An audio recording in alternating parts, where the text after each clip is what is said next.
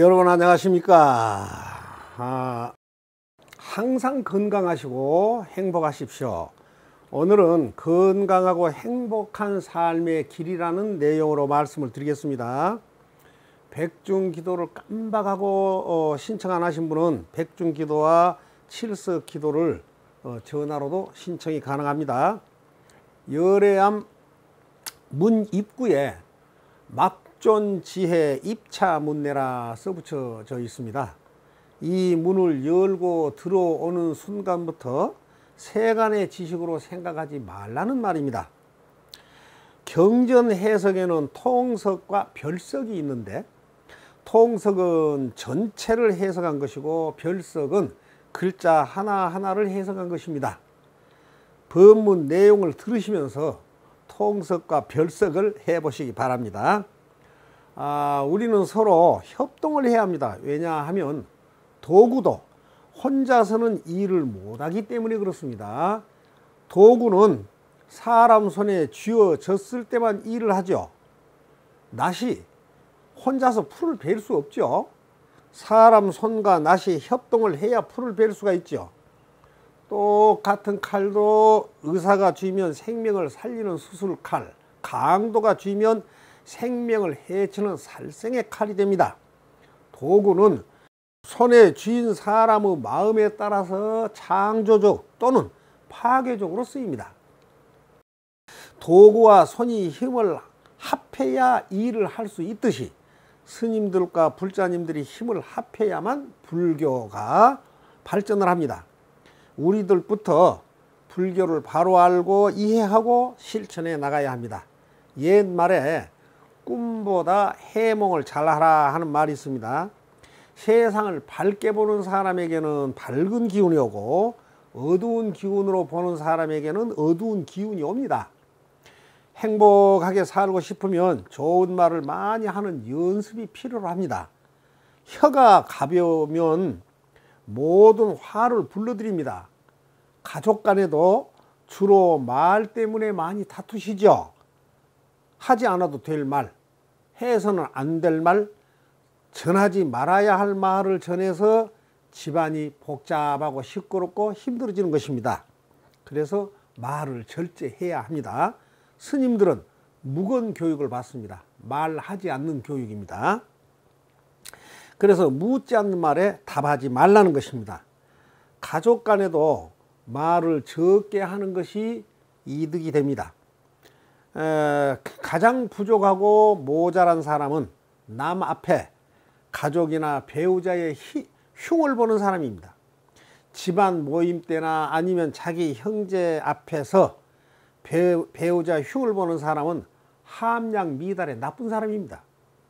자신의 떳떳하지 못한 점을 감추고자 선수를 치면서 목청을 높여서 상대의 흉을 보는 것입니다. 그런 사람을 멀리해야 합니다. 부모, 형제, 배우자, 자식에게 흠결이 있다면 남 앞에서 덮어주는 사람이 인격자잖아요. 상대를 흉보기 전에 자신을 먼저 들여다 봐야 합니다. 행복이란 어떤 것일까요? 부귀, 권력, 명예일까요? 사랑일까요? 이런 것이 행복은 아닙니다. 우리 주변에 돈은 많이 벌었는데 자식 때문에 애먹은 사람이 있죠. 또 돈을 많이 번 후에 엉뚱한 곳에다 투자를 해서 왕창 망해버린 사람도 있죠. 또 출세하고 돈도 많이 벌어놓고 이혼한 사람도 있죠. 출세하고 돈도 많이 벌어놓고 질병에 걸리거나 어떤 사고로 고생한 사람도 많죠. 모든 불행의 근원은 잘 나갈 때 겸손하지 못하고 함부로 행동하고 함부로 말하고 부정적인 말 많이 하고 더 많은 것을 이루고자 욕심 때문에 화를 당한 경우가 많습니다. 우리는 그런 경우를 자주 보면서도 남의 일이니까 별 관심 없이 금방 잊어먹고 산 것입니다. 돈에 눈이 멀어서, 사랑에 눈이 멀어서, 권력과 명예에 눈이 멀어서 발버둥 치는 욕망이 그 사람의 바른 판단을 그르친 것입니다.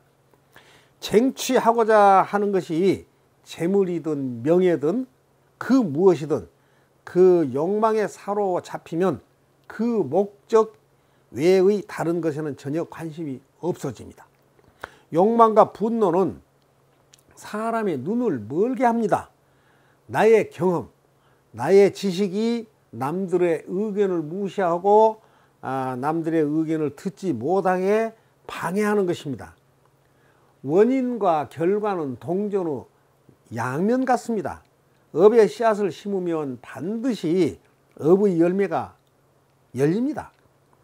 지난날 부끄러운 일이 있다면 당장 그 일을 멈춰야 합니다. 그래야 밝은 미래를 맛볼 수가 있습니다. 중생들은 경제적 풍요 속에 허식하고 사는 사람을 참 복 많은 사람이라며 부러워합니다. 불행한 사람의 특징은 첫째, 이기주의적 사고를 갖고 있습니다. 둘째, 물질 만능주의적 사고를 가지고 있습니다. 세 번째로는 한탕주의 사고를 가지고 있습니다. 행복하려면 그 반대로 해야 돼요. 첫째, 이타적 사고를 가져야 합니다. 둘째, 물욕에서 벗어나야 합니다. 세 번째는 투기는 금물입니다. 모든 불행의 원인은 탐욕의 소산입니다. 스님이 법문할 때마다 탐욕은 물거품 같고 이슬 같고 아지랑이 같고 신기루 같은 것이라고 말을 했습니다. 탐욕이 갖다 준 쾌락은 일시적인 것이지 영원성이 없다고 말을 했습니다. 듣고 잊어먹어 버리면 안 듣는 사람하고 똑같습니다. 법문을 듣고도 개선점이 없다면 시간 낭비만 한 것입니다. 그러면 헛된 망상의 꿈에서 깨어나지를 못합니다. 남의 삶을 부러워하지 맙시다. 남들 사는 인생을 속속들이 모르면서 겉만 보고 부러워하지 말자는 것입니다.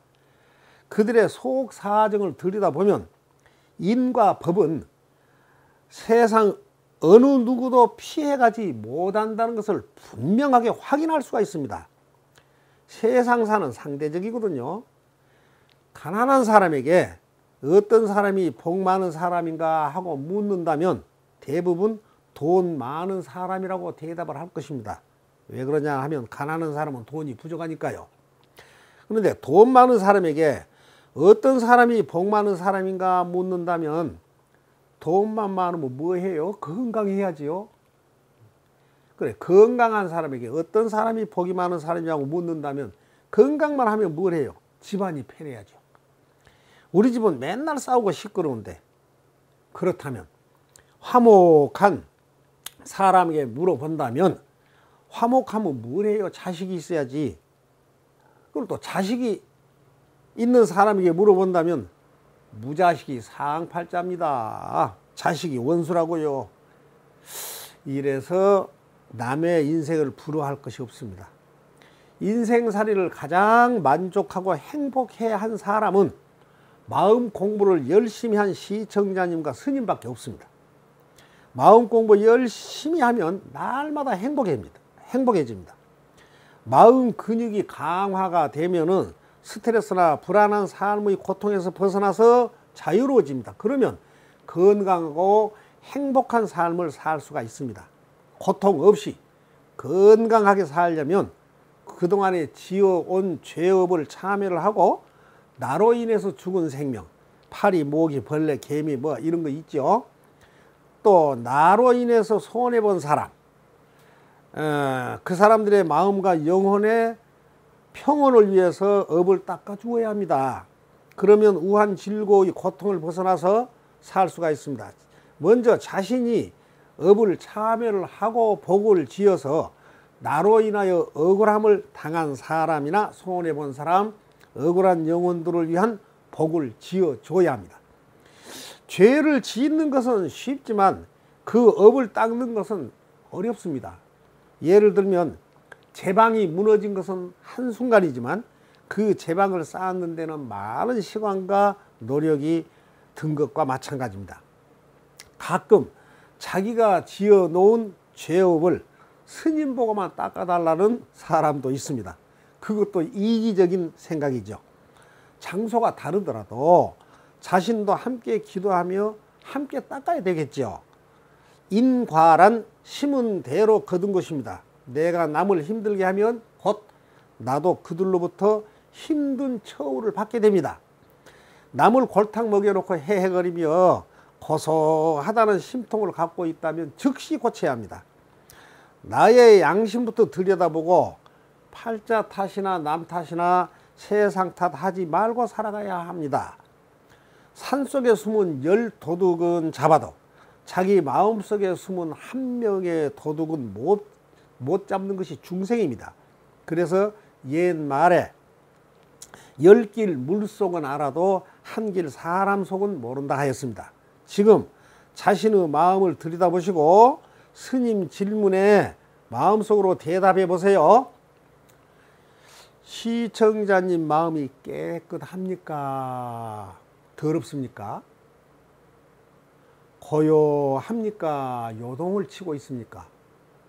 시청자님의 마음이 독합니까? 선합니까? 버려야 할 것들이 많습니까? 하나도 없습니까? 늘 자신의 마음을 살펴보고 마음을 다듬어 나가는 지혜를 길러 가야 합니다. 자신의 생각부터 고쳐야 합니다. 여러분, 혹시 마음속에 누군가 아주 미운 사람이 있나요? 그거 빨리 지워버리세요. 미워하는 마음이 건강에 가장 해롭습니다. 몸과 마음의 건강을 위한다면 첫째, 매일 적당한 운동을 해야 합니다. 단 무리한 운동은 금물입니다. 운동은 뇌를 튼튼하게 합니다. 몸이 약하면 뇌 기능도 약해집니다. 젊어서는 건강하고 쾌활했던 사람이 나이가 들면서 푸념도 자주 하고 눈물도 자주 흘리면서 신세 타령하는 사람을 봤죠. 그것은 몸의 약화에 따른 뇌의 기능 저하가 원인입니다. 적당한 운동은 뇌를 자극해 주어서 최상의 상태를 유지하게 합니다. 가볍게 몸을 움직이는 것이 뇌 운동이 됩니다. 뇌가 활발하지 않으면 몸도 지쳐서 좋은 운이 들어와도 밀어내 버립니다. 두 번째로는 경전을 펼쳐라는 겁니다. 경전 읽는 습관을 들이라는 겁니다. 운동과 독서를 병행한 것은 양손을 쓰는 것과 같은 원리로서 두뇌 활용도를 높여줍니다. 어렵더라도 해야 합니다. 운동과 독서를 경험하면 뇌 기능 향상도가 일반적 두뇌 발달 속도보다 더 빠릅니다. 불교는 나를 사람다운 사람이 되도록 참다운 마음을 보강하도록 이끌어주는 종교입니다. 행복한 인생은 건강한 마음에서 시작이 됩니다. 뇌는 육신의 움직임과 함께 수많은 기능이 통합적으로 연결되는 복합계의 성격을 갖습니다. 그래서 기도하고 염불을 하고 경전 읽고 사경도 하라는 것입니다. 누구를 위해서 하나요? 부처님을 위해서요? 사찰을 위해서? 스님을 위해서? 자기 자신을 위해서 애를 쓰고 하라는 것입니다. 기도 염불의 성취 경험을 지속해 나가면 뇌는 성공 정보를 기억합니다. 작은 성공을 자주 해서 자기 뇌에 성공 정보를 입력시키면서 스스로 만족하면서 살아가야 합니다. 그러면 치매도 없습니다. 이래 볼까 저래 볼까 방황하는 마음은 지금 즉시 끝장을 내버려야 합니다. 지금부터 자신의 마음을 차분하게 가다듬는 노력을 해나가야 합니다. 여러분, 과거를 버리세요. 급한 성격도 버립시다. 거칠고 사나운 성격도 버립시다. 거친 말투도 버리고 고함 지르는 것도 버리고 칼칼한 성격도 다 버립시다. 그리고 느긋하고 부드럽고 조용하고 즐겁고 환한 표정으로 싹 바꿔버립시다. 좀 쉬어간다고 생각을 하시고 마음을 차분하게 착 가라앉혀 봅시다. 다 자신을 위해서 하는 겁니다. 스님의 권장을 받아주시는 시청자님이 계시면 스님은 복이 많은 수행자입니다. 구독이 붉은색이면 꾹 눌러주시고, 구독 중 되어 있으면 노타치 그리고 광고도 좀 들어주시면 좋겠습니다. 지금 저를 보고 계신 시청자님께서 딱 한 분씩만 구독자로 이끌어 주셔도 할TV는 활기를 넘칠 겁니다. 알았죠? 땡스를 누르면 간단한 후원도 가능합니다. 백중 기도를 깜빡 잊으신 분은 백중 기도와 칠습기도 전화 신청하시면 됩니다. 열애암은 49제 영가 천도제 구병시시 전문 사찰입니다. 전화 상담도 좋고 금인산 열애암 홈페이지 방문도 환영을 합니다. 날마다 재수 대통하시고 건강하시고 행복하시기 바라면서 마치겠습니다. 감사합니다. 이만 하면 됐다. 뭘 더 바라겠느냐.